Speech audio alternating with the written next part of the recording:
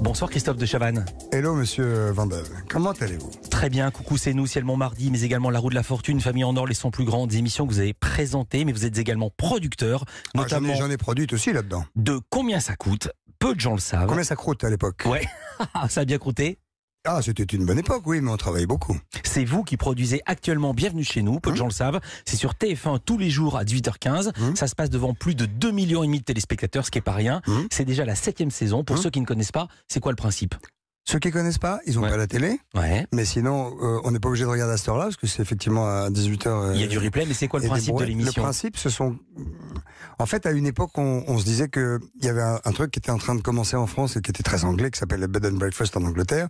Et il y avait les gîtes ruraux qui commençaient un peu à percer. On s'est dit, voilà un truc sympathique, parce que c'est des gens qui changent de vie, c'est des gens qui passent de dentiste à gîte rural, ou notaire, ou cordonnier. Et donc, ça nous intéressait. Et puis, comme vous dites, 7 ans.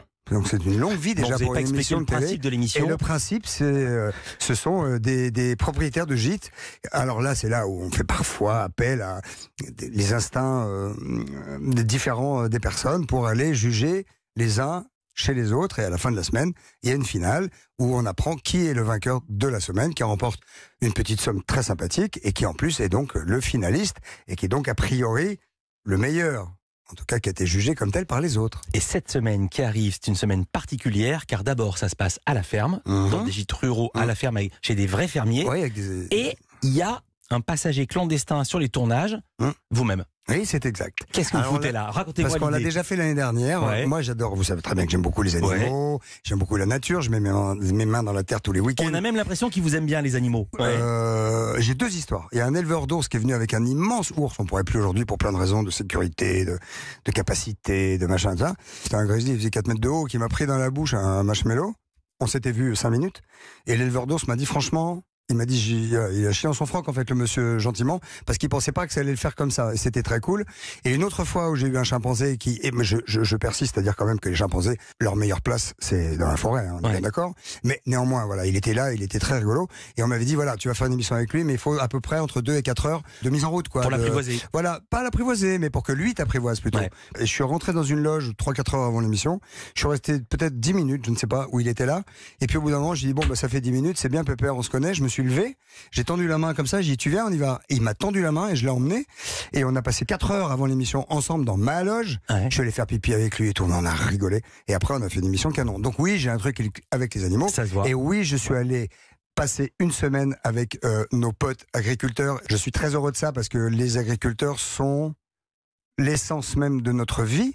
Et ils ont une vie tellement difficile, tellement difficile. Je vous donne un exemple, on va faire un peu dans le social 2 secondes et dans l'économie. J'ai parlé avec un agriculteur à qui son père, il y a 1 an, à qui son père a donné la ferme il y a 30 ans. Il y a 30 ans, un litre de lait valait 2 francs.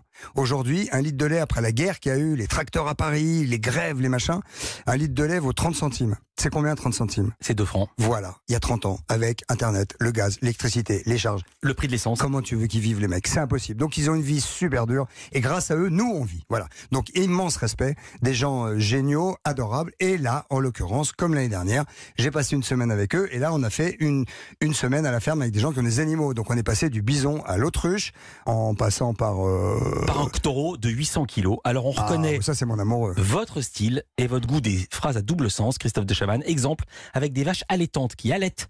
Il y a un petit veau qui a perdu sa maman dans le pré. Regarde-le, lui, il est perdu. Il appelle sa maman. Il a appelé, il a fait maman. Ah, tu vois, regarde. Et maman, il a faim, attends un peu. Il est en train de choper la tétine. Espère choper la tétine, c'est la fameuse expression. Hein? Et combien il faut de taureaux pour 120 vaches? Il faut à peu près un taureau pour 25 vaches, tu vois. Normal, comme nous. Ouais, normal. Ouais. Je me rappelle pas du tout tout ça. Mais vous avez beaucoup coupé ou pas? Parce que si on vous laisse en liberté, c'est... je pense qu'ils ont enlevé des trucs moins diffusables à 18h15. En revanche, j'ai eu une expérience, probablement l'expérience de ma vie, c'est que j'ai vélé.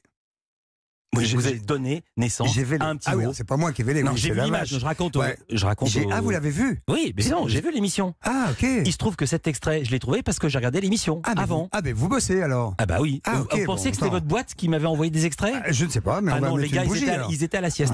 Où en est votre projet de talk-show sur TF1? Votre énergie est intacte. Pourquoi ça se fait pas? Pourquoi vous y arrivez pas? Alors vous êtes peut-être l'un des plus talentueux et d'une personne qui manque le plus à la télé. C'est un peu compliqué pour moi de répondre à une question posée comme celle-là. Non, pourquoi ça se fait pas? Parce que j'ai entendu entendu ce que vous avez dit. Vous avez dit maintenant avec les réseaux sociaux, je peux plus faire de surprise.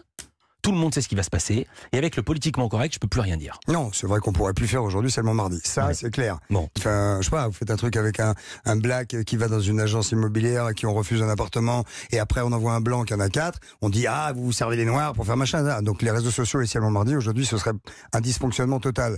Maintenant, un talk show, une émission d'accueil où on parle de la société et où on parle des choses de notre vie, du monde qui nous entoure, qui est un petit peu anxiogène, Ouais. ne nous cachons pas. Oui, bien sûr que ça m'intéresserait. Maintenant, il y a d'autres projets en route. Très prochainement, et l'un n'empêche mais le bas, et ma foi, la vie est longue. Je veux dire, tant qu'il est pas mort, le gars, il est vivant. Vous savez qu'il me reste plus que 30 secondes, tant que vous êtes Salut. bavard, Salut. pour dire un mot de Star Tout Lundi Terrain. soir, 18h15 quand même. Star Tout Terrain, ça va se faire. Oui, Voilà. bah oui. Et la capote à 1 franc, c'est-à-dire pour 500 grammes de lait, on a une... 2 euros. À l'époque, c'était 1 franc. Super. Non mais racontez, Christophe de Chavannes, c'est que désormais, la sécurité sociale va rembourser Voilà. votre Le projet. journal officiel va sortir la nouvelle avec un bonheur qui m'émeut beaucoup, je vous dis la vérité, parce que c'est un des combats de ma vie quand même, voire le. Et donc la capote sortie couvert va être remboursée par la sécurité sociale d'ici 2-3 semaines. Donc ça veut dire que les médecins vont pouvoir prescrire des capotes sorties couvert à des gamins qui pourront se les faire rembourser pour partie et se faire rembourser 60 ou 70% de 2 euros. C'est canon. Et comme les gamins ont du mal avec les sous, bah au moins là, ça va peut-être faciliter l'utilisation de cet engin qui quand même évite d'attraper encore le sida qui existe. Hein. Voilà. Et les maladies sexuellement transmissibles. Mais il y a un autre mot maintenant plus moderne. Les MST. Et puis ça Non, va- non. les IST. Mais, oui, les infections sexuellement transmissibles. Et puis, c'est la même chose. Hein. Au passage, s'ils font des maths, ça va leur apprendre les pourcentages. Merci Christophe de Chavannes d'avoir Alors, à été lundi avec soir nous. à la ferme pour voir le vélage parce que Bah, évidemment. sans déconner, Je l'ai vu le Non, vélage. mais on a moi plus j'ai eu le temps. des enfants. Salut J'ai eu Christophe. des enfants. Salut, allez, au revoir. J'ai jamais Stop. eu ça. Stop, générique.